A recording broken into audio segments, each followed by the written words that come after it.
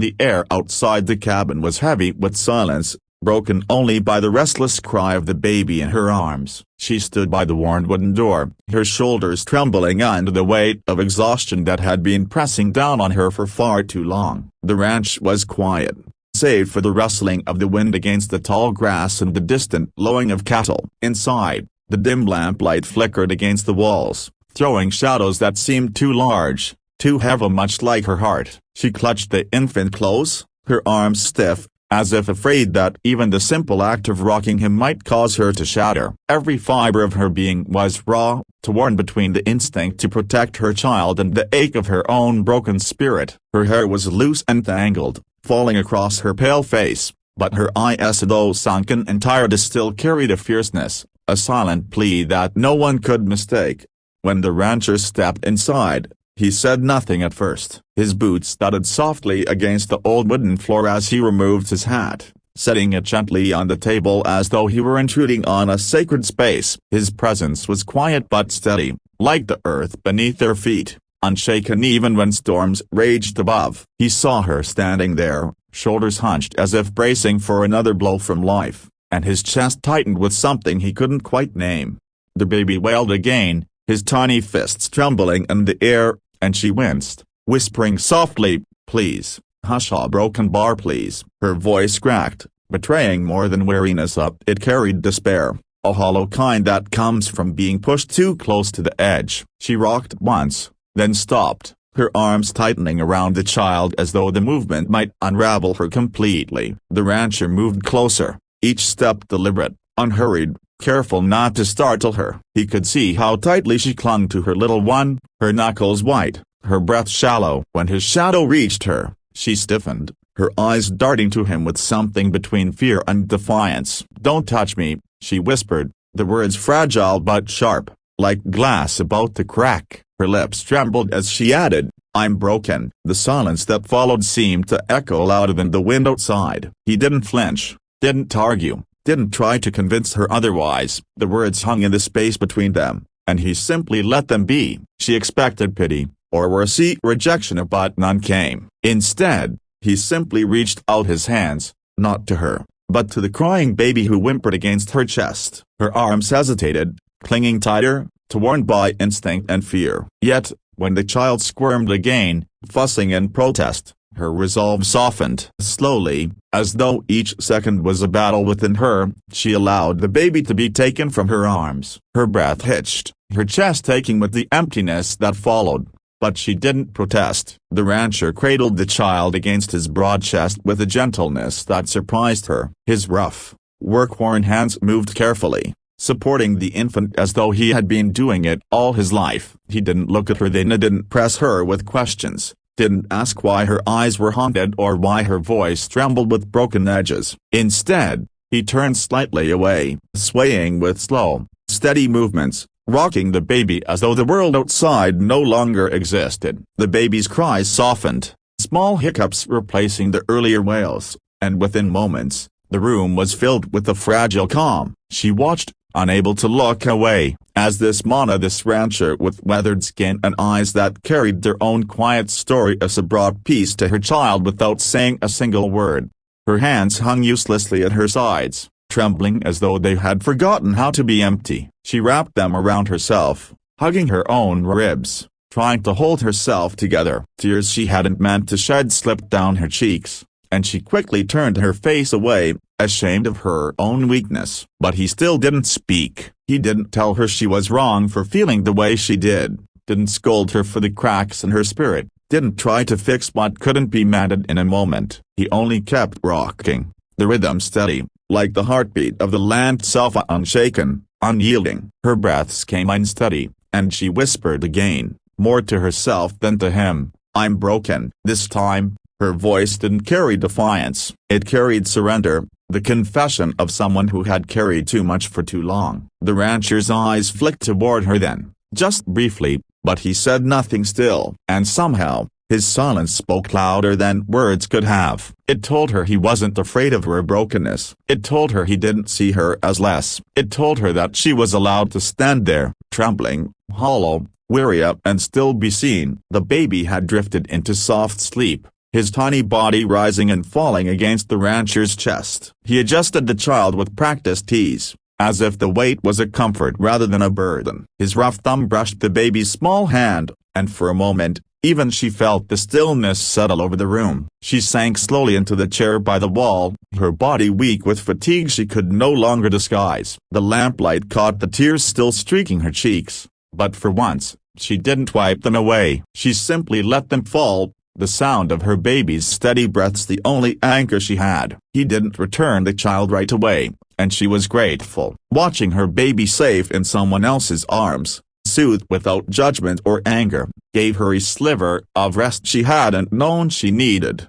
The rancher finally spoke, his voice low, rough from years of silence and work, but gentle enough to slip into the quiet without shattering it. "Sometimes things break," he said, not looking at her, his gaze fixed instead on the sleeping child. "Doesn't mean they can't still be worth something." Her breath caught, and her eyes stung with fresh tears. She wanted to argue, to tell him he didn't understand, to insist that she was beyond repair, but the words never came. Instead, she sat there, her heart aching in a different way this time, less from despair, more from the fragile flicker of hope she didn't dare claim.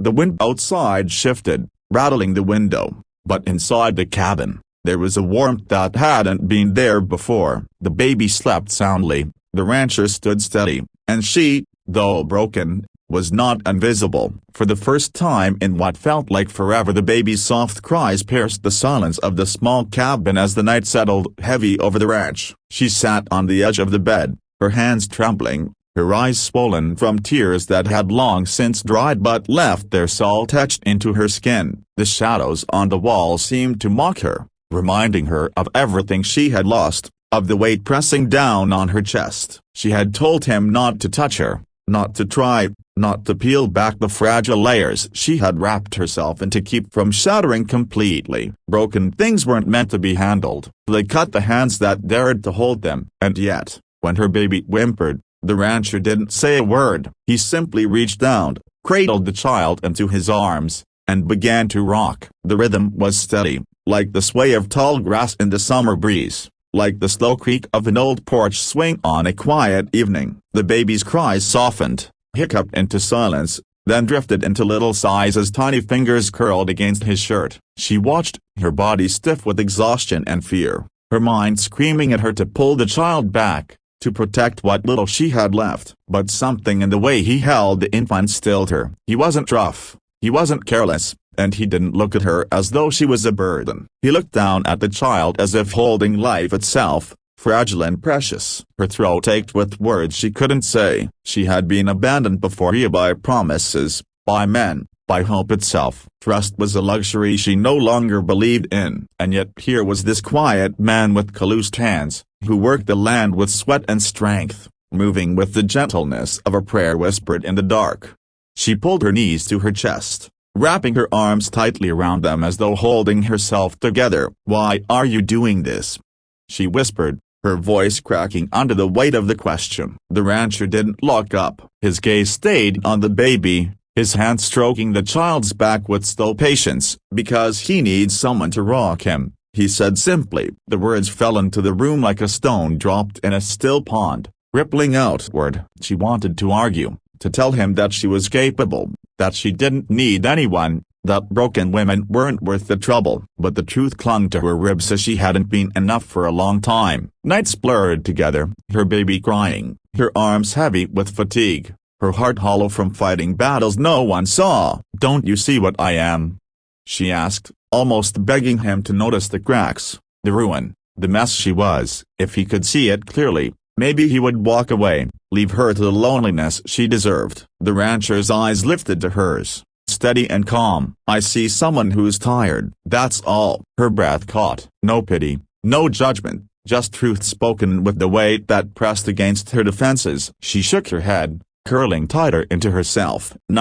"I'm worse than tired." The broken bar she couldn't finish. Broken, ruined, shattered. The words screamed in her chest, but her lips refused to let them out. The rancher shifted the baby in his arms, humming something low and tuneless, the sound more comfort than melody. The baby nuzzled into him, peaceful at last. He didn't press her for more, didn't ask her to explain the unexplainable. He let the silence be enough. For the first time in months, she felt her eyelids grow heavy. She hadn't realized how long she had gone without real rest, without letting someone else carry the weight, even for a moment. She fought against it, unwilling to surrender, but her body betrayed her. Her head dipped, resting against the rough wood of the wall. She watched him through half-closed eyes, the way his big hands supported the tiny frame, the way his shoulders bore the burden so easily. He wasn't a man of many words, as she could tell that much already. His language was in what he did, not what he said. And as the minutes stretched into an hour,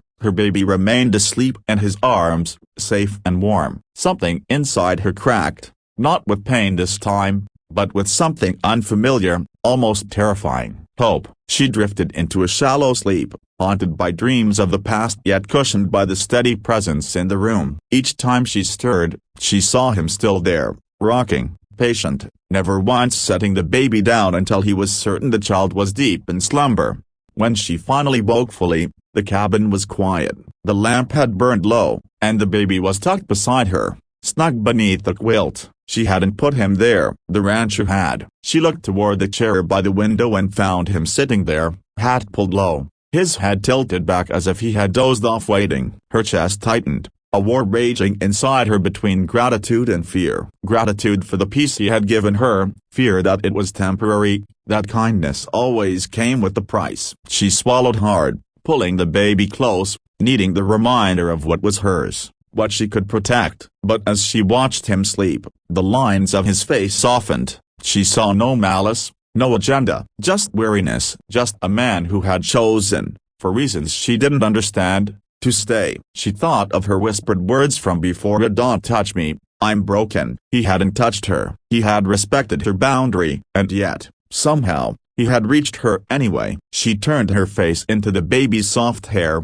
inhaling the scent of innocence and warmth. Tears burned her eyes again, but this time they weren't only born of sorrow. There was something else, yes, something fragile and dangerous blooming in the space he had created with his silence. Trust. It scared her more than anything, because if she let herself believe in him, and he left like the others, she would have nothing left but ashes. The floorboards creaked softly as he shifted in his chair. She froze, afraid he would leave now that the night had passed, that she would wake to find the silence swallowing her whole again. But when she dared to look, his eyes met hers across the dim room. Neither spoke, neither moved. It was enough for now. She closed her eyes and allowed herself to breathe.